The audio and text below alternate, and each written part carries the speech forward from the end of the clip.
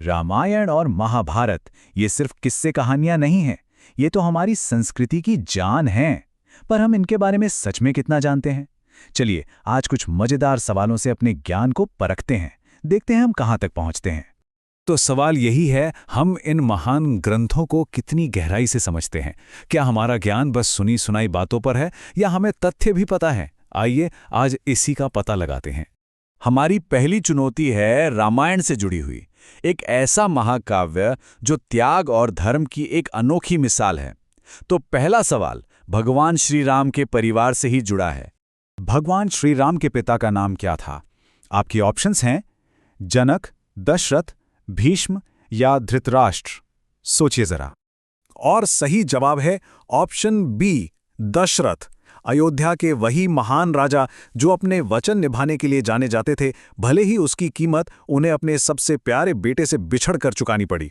चलिए अब अगले सवाल पर चलते हैं। अच्छा, ये सवाल तो बहुत ही मशहूर है, जो सीधे सीधे रावण के रूप से जुड़ा है। तो बताइए, रावण के कितने सिर थे? 5, 7, 10 या 12? बिल्कुल सही जवाब है 10। और इसी वजह से तो रावण को दशानन भी कहा जाता था, जिसका मतलब ही है 10 मुख वाला। लेकिन क्या आप जानते हैं कि ये 10 सिर सिर्फ गिनती नहीं थे? कहा जाता है कि ये 4 वेदों और 6 शास्त्रों पर उसकी जबरदस्त पकड़ का प्रतीक थे। कमाल है ना? चलिए रामायण से जुड़ा आखिरी सवाल देखते हैं। रामायण की रचना असल में किसने की थी? वेदव्यास, वाल्मीकि, तुलसीदास या कालिदास? ये एक बहुत ही जरूरी सवाल है। सही जवाब है महर्षि वाल्मीकि। हाँ, यहाँ एक बात ध्यान रखने वाली है कि वाल्मीकि ने संस्कृत में मूल रामायण लिखी थी और तुलसीदास जी ने बाद में रामचरितमानस लिखी, जिसने इस कहानी को घर घर तक पहुंचाया।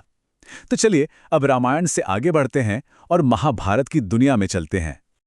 अब बारी है महाभारत की। भाई, ये महाकाव्य तो अपने आप में एक दुनिया है। बड़े बड़े किरदार, जटिल रिश्ते, तो इसके सवाल भी उतने ही सोचने पर मजबूर करने वाले होंगे। कुरुक्षेत्र का वो महाविनाशक युद्ध आखिर कितने दिनों तक चला था? 10, 15, 18 या 21 दिन? सही जवाब है 18 दिन। सोचिए, सिर्फ 18 दिनों के उस युद्ध ने भारतवर्ष की कहानी को हमेशा हमेशा के लिए बदल कर रख दिया।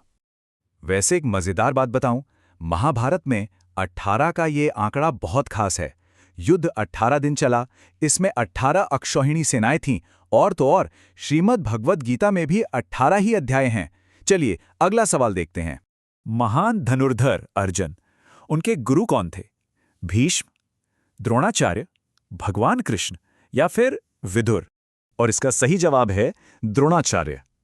और देखिए विडंबना, गुरु एक ही थे जिन्होंने पांडवों और कौरवों दोनों को शस्त्र विद्या सिखाई, और आखिरकार कुरुक्षेत्र के मैदान में उन्हें अपने ही शिष्यों के खिलाफ लड़ना पड़ा। खैर, अब हम अपने आखिरी पड़ाव की तरफ बढ़ते हैं। हमारा आखिरी दौर है दैवीय ज्ञान। इसमें हम देवताओं और पुराणों से जुड़े कुछ सवाल देखेंगे। तो पहला सवाल है, भगवान शिव का वाहन क्या है? गरुड़, नंदी बैल, हाथी या घोड़ा? ये तो आसान होना चाहिए। सही जवाब है नंदी बैल। और हाँ, नंदी सिर्फ भगवान शिव के वाहन ही नहीं, बल्कि उनके सबसे बड़े गण और भक्त भी माने जाते हैं। वो कैलाश के द्वारपाल भी हैं। चलिए अब इस पड़ाव का आखिरी सवाल। भगवान विष्णु के कितने मुख्य अवतार माने जाते हैं? 5, 8, 10 या 12? सही जवाब है 10, जिन्हें हम सब दशावतार के नाम से जानते हैं। ये अवतार धर्म की स्थापना के लिए अलग अलग युगों में हुए, मत्स्य अवतार से लेकर कल्कि अवतार तक। तो ये थे हमारे महाकाव्यों के विशाल सागर से कुछ सवाल। अब समय है ये देखने का कि इन सवालों के जवाब देने में कितना मजा आया। कुल 7 सवाल। ये तो हमारे ग्रंथों के असीम ज्ञान की बस एक छोटी सी झलक थी, जो हमें और जानने के लिए प्रेरित करती है। तो ईमानदारी से बताइएगा, कितने सवालों के जवाब सही थे? और इससे भी ज्यादा जरूरी, किस सवाल ने सबसे ज्यादा सोचने पर मजबूर किया? अपने विचार कमेंट्स में सबके साथ शेयर कीजिए। और अगर आप ऐसी ही और भी गहरी चुनौतियों के लिए तैयार हैं, तो नीचे कमेंट्स में पार्ट 2 लिखना मत भूलिएगा।